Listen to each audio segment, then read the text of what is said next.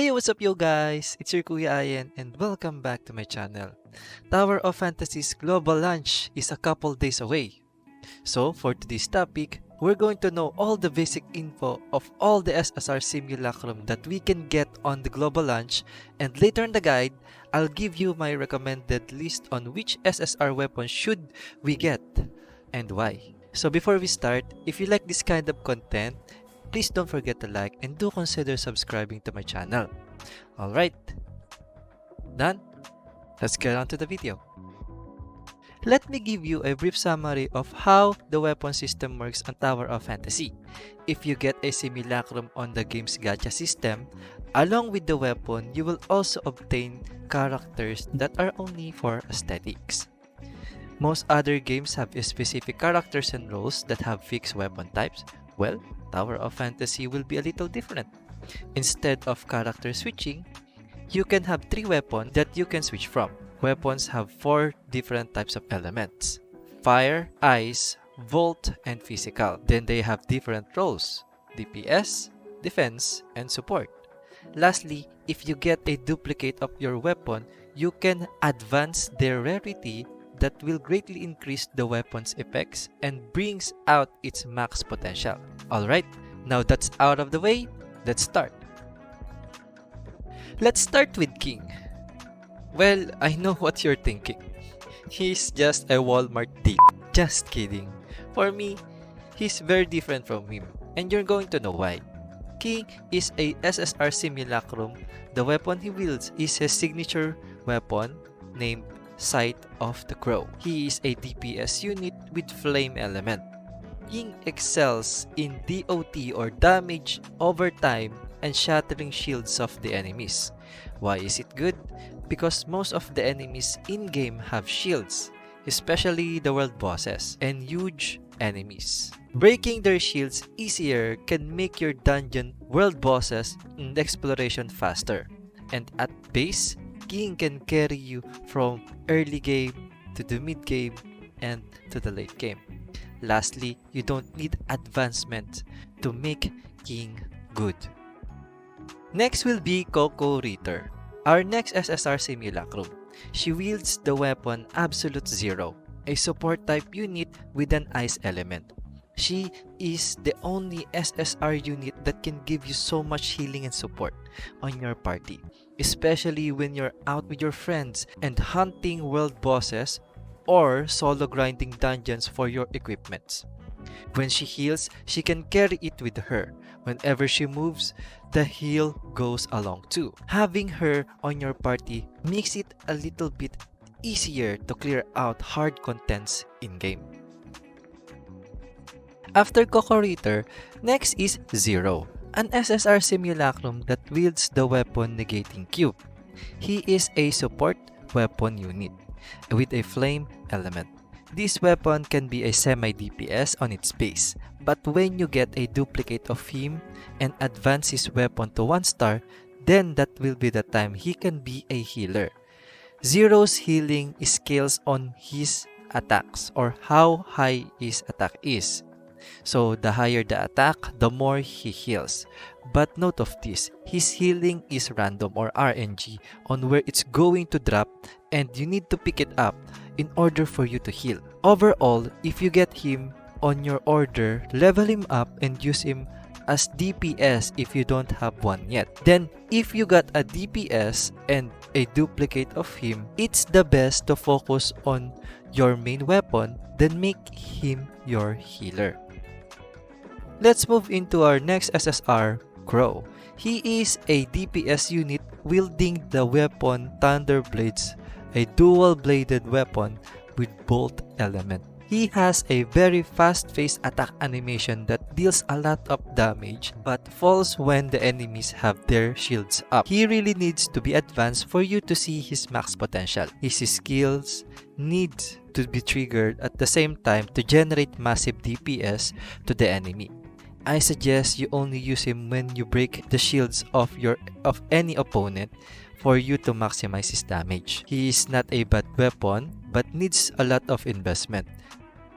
Another SSR is the Ice Queen herself, Meryl. Wielding her Rosy Edge, a defense-type greatsword with an element of ice, she has the highest shatter in the game, melting enemy shields like butter. Meryl also generates a shield if you use her ult that can block projectiles.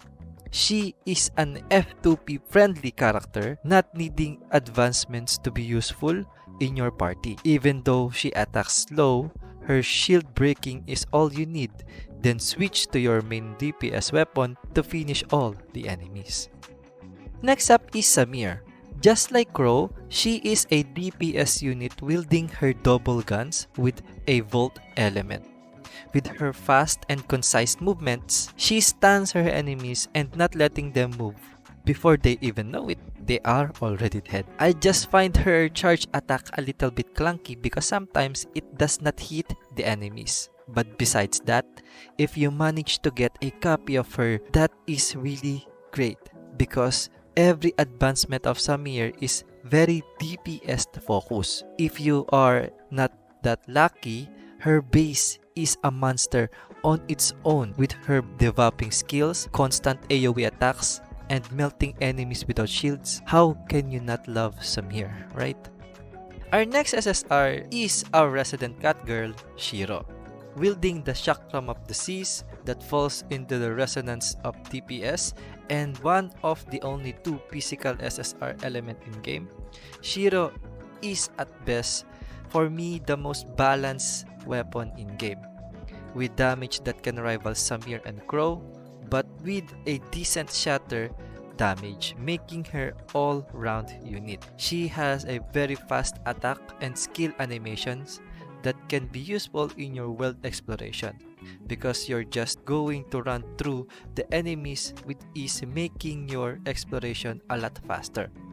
She also shreds solo dungeon runs without any sweats.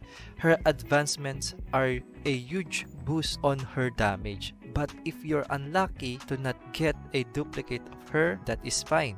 She's a monster on her base. After Shiro, now we go to our next SSR, Huma. She's a defense unit with flame element. She can switch her weapon into two types.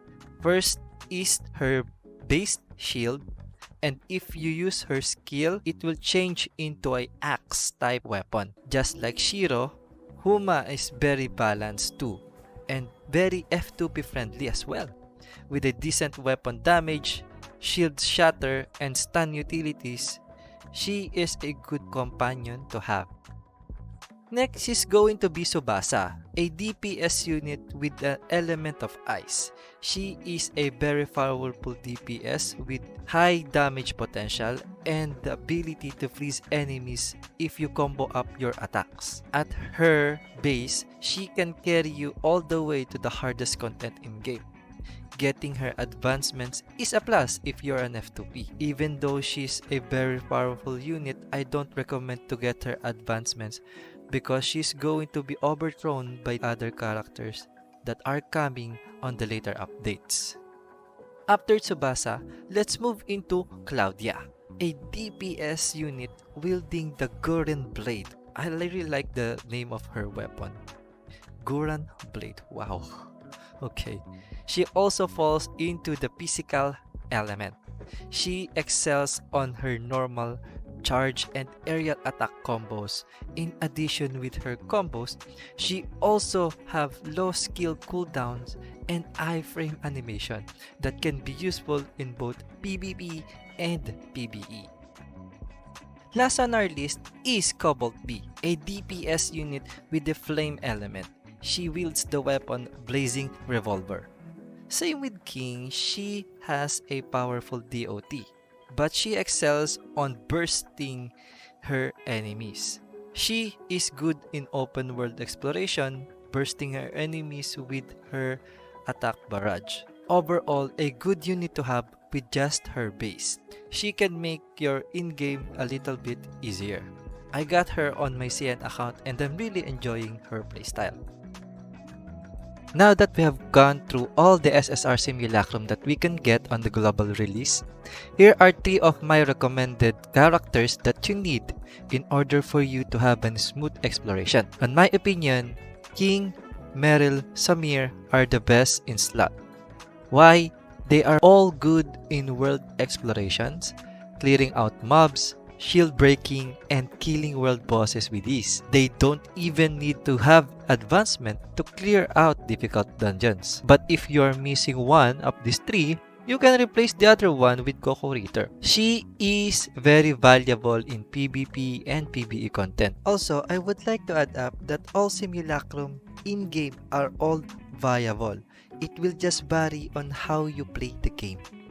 That's it for our video. Thank you so much for watching. If you like this guide and I helped you on which SSR simulacrum you want, that will be very awesome. Also, comment down below on what SSR simulacrum would you like to get on the global release and why.